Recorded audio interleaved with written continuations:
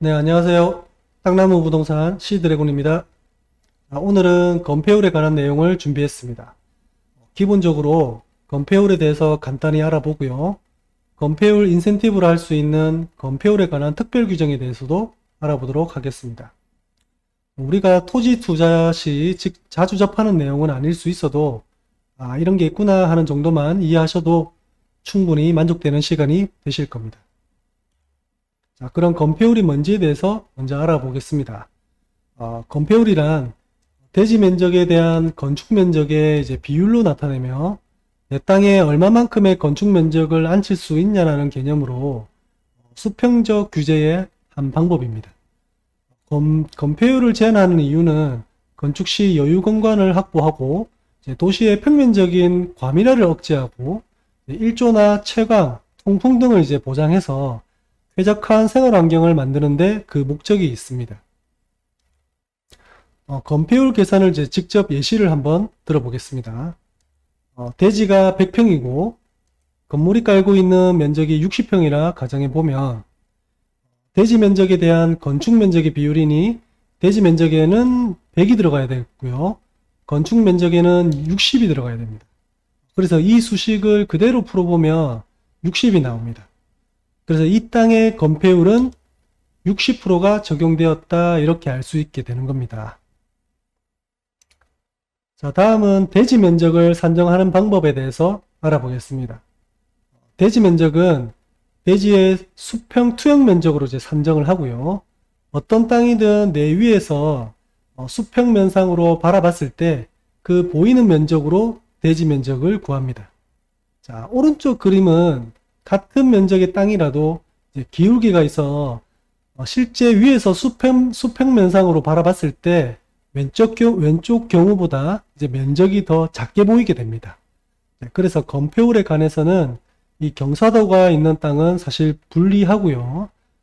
평탄화 작업을 해야만 하는 경우가 생길 수 있습니다. 자, 다음은 건축 면적은 어떻게 산정하는지에 대해서 알아보겠습니다. 건물의 건축 면적은 가장 바깥에 있는 외벽의 중심선이 기준이 되고요. 외벽이 없으면 기둥을 기준으로 잡으시면 됩니다. 외벽의 중심선을 기준으로 위에서 바라본 수평 투영 면적으로 건축 면적을 산정하시면 됩니다. 자, 이 표는 용도 지역을 세분화해서 건폐율과 용적률을 정리해 놓은 거고요. 보통 우리가 안전한 토지 투자로 접근해야 하는 용도 지역은 주거 지역과 상업 지역, 그리고 자연 녹지 지역, 그리고 계획관리 지역입니다. 이 지역들은 주로 개발이 쉽게 가능하다는 장점이 있고요. 이 노란색 부분의 용도 지역은 건폐율과 용적률 정도는 외워두시면 써먹을 때도 많으니 외워두시는 걸 추천드립니다. 다음은 건폐율 규제에 있어 특별하게 인센티브를 받는 특별 규정에 대해서 알아보겠습니다. 특별 규정은 도시군 계획 조례로 정하는데요. 먼저 칠학지구입니다. 칠학지구로 지정이 되면 건폐율 60% 이하로 건축이 가능합니다. 예를 들면 계획관리지역의 건폐율은 40%인데요. 자연 칠학지구로 지정이 되면 건폐율 60% 규정을 적용받을 수 있습니다. 20%가 더 늘어나는 셈이죠. 그래서 건축이 20%만큼 더 넓게 건축할 수 있게 되는 것입니다. 토지 이용 계획 확인서 지역 지구 지정 여부란을 통해 확인할 수 있고요. 자연 칠학지구는 간간히 볼 수 있는 용어라 좀 그나마 익숙하실 거라 생각이 듭니다. 자, 다음은 개발진흥지구이고요. 도시지역 외 지역인 관리지역, 농림지역, 자연환경 보전지역에서 개발진흥지구로 지정이 되면 40%의 건폐율을 적용받습니다. 다만 도시지역인 자연녹지지역에서 지정이 된 경우에만 30%의 건폐율을 적용받을 수 있습니다. 자, 다음은 수산자원보호구역으로 지정이 되면 40%의 건폐율을, 자연공원으로 지정이 되면 60%의 건폐율을, 농공단지는 70%, 산업단지는 80% 이하까지 건폐율을 적용받을 수 있습니다. 자, 다음은 성장관리 방안 수립지역에서의 건폐율 완화 기준에 대해서 알아보겠습니다. 계획관리지역에서 성장관리 방안 수립지역으로 지정이 되면 건폐율 50% 적용을 받고요.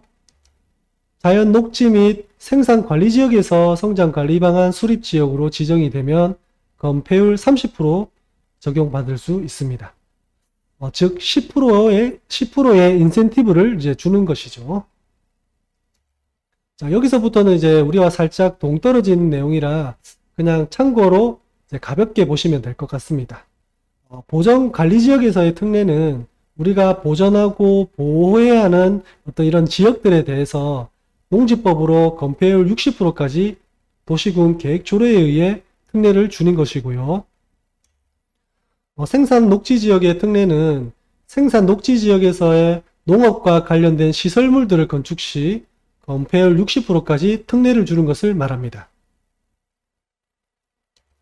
유원지 등의 특례는 자연 녹지지역에서 설치되는 유원지의 건폐율을 30%까지, 공원을 20%까지 건폐율을 적용한다는 내용입니다. 우리가 유원지나 공원을 지을 건 아니니까 이런 게 있다 그냥 이해만 하시면 될 것 같습니다. 자, 이렇게 해서 오늘은 이제 토지 투자에 있어 필히 알고 있어야 하는 건폐율에 대해서 알아봤고요. 건폐율을 적용하는 데 있어 인센티브를 받는 특별 규정에 대해서도 알아봤습니다. 내가 공부해서 알고 투자하는 것과 모르고 투자하는 것은 비교도 할 수 없을 만큼 그 의미가 다른데요. 우리 땅나무 카페 회원님들께서는 저희 땅나무와 함께 하나하나 배워가셔서 성공적인 투자 하시길 바라겠습니다. 자, 오늘 영상이 이제 도움되셨다면 구독과 좋아요 눌러주시고요. 언제나 즐거운 마음으로 하루하루를 임하는 땅나무 회원님들이 되시길 바라겠습니다. 이상으로 오늘의 영상은 이것으로 마치겠습니다. 감사합니다.